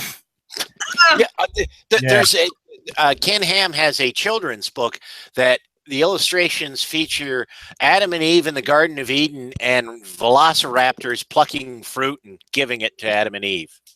Yes. And know that they did this pathetic little charade about, I guess, in the show there was a talking dinosaur, and I guess they did this little skit that was a reference to the X-Files. It was called the Extinct Files. And the talking dinosaur said something along the lines of, well, there's no clear-cut answer by science as to what happened to the dinosaurs, but yet science is somehow positive when they died. I'm like, wait a minute. Even if that was true, which it's not, but even if that was true, how would not knowing how they died bear any resemblance on when they lived? Yeah. Oh, yeah. Oh, well. Alrighty, folks. Well, we better let Ranger get some sleep here. So thank you for popping in and hanging out with us. Appreciate it. Oh, no problem. I'm happy to come on anytime. You want to go ahead and plug all your shows there? Go on ahead. I guess I'll just plug myself first. My name is the Atheist Ranger, a.k.a. Tony. I do have a YouTube channel by the name of Atheist Ranger. I'm also the co-host of 2 podcasts. One we haven't done, as I said earlier, one we haven't done in a very long time, but hopefully it'll start up soon. The show is called The Devil in God's Country. It is on the Atheist Republic YouTube channel. And I'm also a co-host of Packard Pokes At with my good friend Packard Sonic. Check those guys out. And I recently passed 200 subs, and hopefully with this little hangout, who knows, I may get more. If not, then oh well. Awesome. Well, thanks again. We appreciate it. It was fun. No problem. Excellent. So, guys, since you were so kind to come and sub in for me, Bridget, you go ahead and plug your blog because I know you have that. Yes, it's called Between the Wheels, and it's at bridgetfitch2112.wordpress.com. And we can plug Holy Crap the Vlogcast. I was going to say you can do my other plugging for me this week.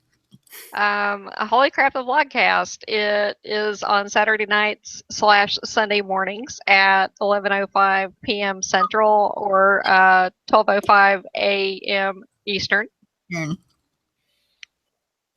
Yes. And we're a panel of somewhat sane people from all over the globe. Yeah. Yeah. Wait, you missed it. He got Andrew Torres to come back this week. Oh, nice.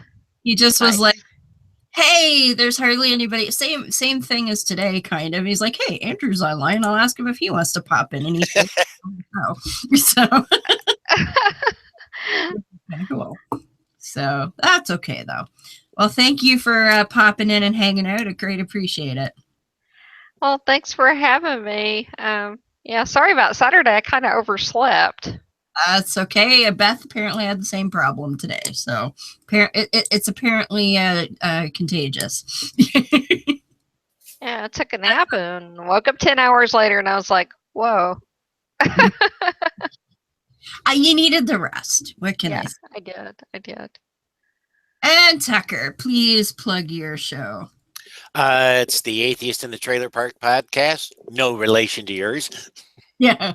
Distant cousins of Yeah, well, you're the high class ones because you're no longer in the trailer park. And me and Fuzz Nuts and occasionally America Curl do a show. When it's not America, it's just me and Fuzz Nuts, and if I'm lucky, a guest, where we tackle. Right now, we're tackling the biblical apocrypha and trying to make sense of that. And that's a hell of a lot of fun, let me tell you. Yeah. You know that wisdom is a dominatrix, people? Oh, cool. Yeah, we found that out. Yeah. and Jesus was a spitter, but that's another story. And don't forget Random Road Dog. Yeah. Oh, that shit's messed up. I can kind of see why they left it out, but still, it's entertaining. Yeah, well, but not everybody left it out. I mean, some of those are still in the Catholic Bible. Some of them are in the Greek Orthodox. Some of them are in the Russian Orthodox, and all of them are in the Ethiopian. That's true. I should look it up because I recently found a creepy looking Catholic Bible at the secondhand store not too long ago. I should see. Is there any other kind of Catholic Bible? It looks creepy though. Like here. Like, look at this thing. Oh yeah, that's got the Exorcist or the Omen movie written all over it. Yeah, like the creepy ass fucking Bible. And for those of you, it's like this. It's from 1962. 1962. So it's like that old ass plastic cover. And it's just like plain black with this skinny blood red cross on it. Yeah. It's creepy as fuck. So, and it's got like pictures and shit in it. And what I found funny, it's got an inscription in the front. And it said to Mr. and Mrs. Harry Lemieux, souvenir of Cana Conference, February 26, 1962, from CFM Preston. And I found out Cana Conference is this Catholic retreat for married couples to go and like talk about how to avoid letting their children become secular. So I found that to be highly amusing. But and of course it has one of those ribbon bookmarks in it, and do you want to guess where I have it marked at? Ezekiel 23:20. Oh, knew it. In fact, I actually read the whole chapter not too long ago, and it's pretty lurid. But yeah. Oh, anyway, we should wrap this up. So, as Bridget said, you can find me at Holy Crap on Sunday mornings at 12:05 a.m. Eastern. And we will be here, of course, next week at 9:30 p.m. Eastern. And we will be talking to, and I hope I pronounce this right, Gleb Typersky, who has been championing truth in news and just in information of late, and talking about what a lot of people are calling the post truth era, or the the age of alternative facts, and what we can do to counter the ridiculousness of people reporting just things that are outright lies, and how to tell what's real and what isn't, and all of that stuff. So, and he actually was targeted on Facebook not too long ago and had his account disabled for quite a while.